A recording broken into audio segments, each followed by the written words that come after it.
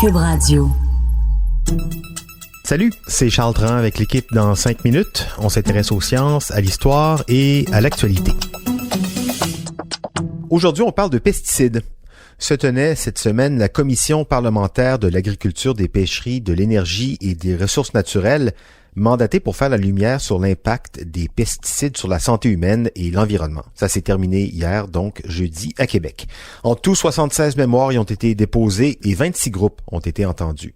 Parmi les témoignages attendus, celui de l'agronome Louis Robert, qui avait été injustement congédié pour avoir dénoncé l'ingérence de l'industrie et les pratiques de son ministère, le MAPAC. Il a d'ailleurs récemment été réintégré dans ses fonctions. Donc, une commission attendue. Voici le compte-rendu de notre collaboratrice à la colline parlementaire de Québec, Véronique Morin. Alors, à l'ordre, s'il vous plaît. Ayant constaté le quorum, je déclare la séance de la Commission de l'agriculture, des pêcheries, de l'énergie et des ressources naturelles ouverte. 26 groupes entendus pendant ces 4 jours d'audition devant des élus de tous les partis. 4 jours d'audition qui ont permis de confirmer qu'il y a trop de pesticides dans les champs québécois, que ces produits sont nocifs pour la santé et que l'ingérence de l'industrie était omniprésente et qu'elle influence les agences de services publics. Pourtant, on déplorait plusieurs, aucune des compagnies productrices de pesticides était invitée. Parmi les groupes entendus, on compte des groupes environnementaux comme la Fondation Suzuki qui d'entrée de jeu a comparé l'industrie des pesticides et leurs tactiques de vente à celle de l'industrie du tabac. La Fondation demande l'interdiction des publicités sur les pesticides qui sont parfois vendus à côté des bonbons et des barres de chocolat en quincaillerie, alors qu'ils devraient être mis sous clé. Elle joint sa voix au groupe Équiterre qui recommande un bilan précis des ventes avec référencement qui permettrait des études épidémiologiques. Les groupes environnementaux recommandent également que le glyphosate, un pesticide puissant, soit interdit par souci de précaution. On a également entendu Maryse Bouchard de l'Université de Montréal, qui est professeure de santé environnementale et chercheure en épidémiologie environnementale. Elle est venue témoigner du lien entre les pesticides et les troubles de déficit d'attention, la déficience intellectuelle et d'autres problèmes neurologiques chez les enfants. Collectivement, ces travaux suggèrent que les pesticides de la classe des organophosphorés sont associés à des effets neurotoxiques, se manifestant par des déficits cognitifs et des problèmes de comportement chez les enfants. Ces observations ont été réalisées à des niveaux faibles d'exposition, communément rencontrés dans la population. Alors, ces études et celles qu'elle a citées sont indépendantes. Contrairement à celle de l'Agence de réglementation de la lutte antiparasitaire, l'Agence ARLA du fédéral, dénoncée par l'Institut national de santé publique, INRS, parce qu'elle se fie à des études privées, donc biaisées, fournies par l'industrie des pesticides.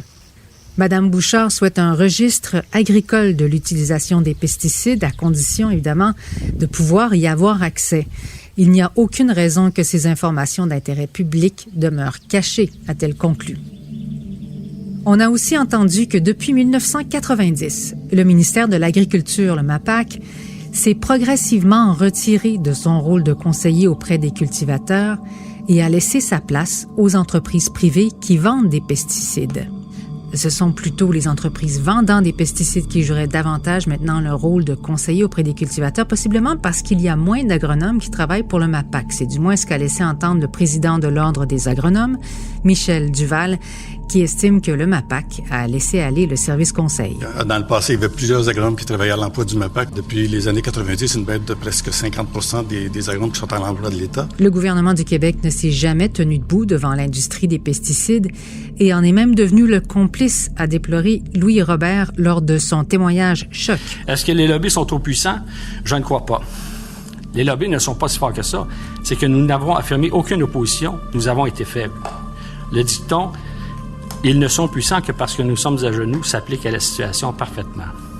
Nous n'avons pas résisté au lobby, nous sommes devenus le complice.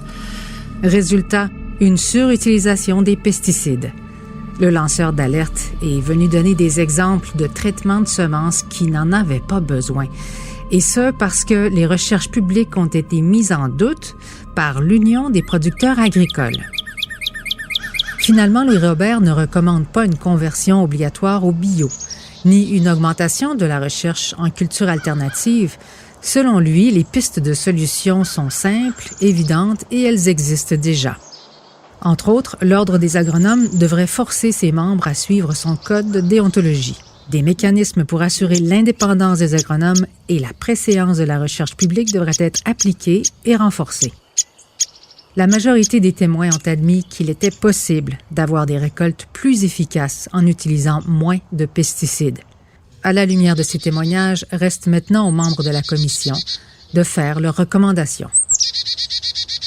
Ouais, donc une commission qui a permis de comprendre l'ampleur du problème des pesticides et de l'ingérence de l'industrie, même si celle-ci n'était pas présente aux grandes dames de ces lobbyistes. Les membres du comité doivent donc produire un rapport avec des recommandations. On devrait avoir des nouvelles de ce rapport d'ici le début de l'année prochaine, en 2020. Merci beaucoup, Véronique Morin. C'était en 5 minutes.